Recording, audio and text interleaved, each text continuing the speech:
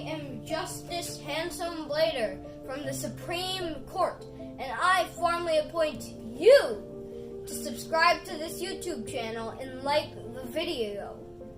Justice well served. Peace out. So, you want a job that'll last a long time? Well, how about a lifetime? Yes, you heard me, a lifetime. And along with this job comes power, prestige, and the usual pay. But there is a roadblock. The job is only open when a Supreme Court justice dies, retires, or gets impeached. As you probably know, Justice Ginsburg died almost a month ago, and Judge Amy Cony Barret is set to replace her. That makes it a hot topic. So let's dive into what is a Supreme Court and how the justices get into the biggest court of the United States.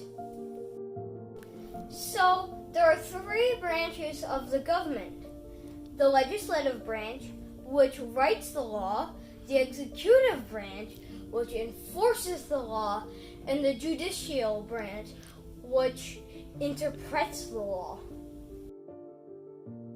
The Supreme Court is the highest court in the judicial branch. It sorts out the differences between two local courts if they do not agree on a certain law. The Supreme Court consists of 9 justices, including the Chief Justice. A decision is made when 5 of the 9 justices vote in favor of a decision.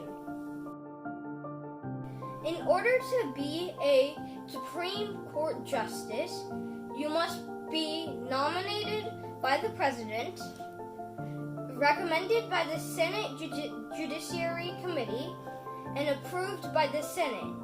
And then, after that, you must take your oaths and be formally appointed by the President.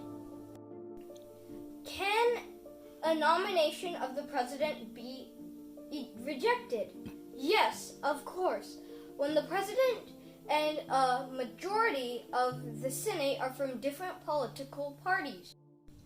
Are there any minimum qualifications to be a Supreme Court justice? No. You don't have to be born in the United States. There's no age limit, and you don't even have to have a formal education.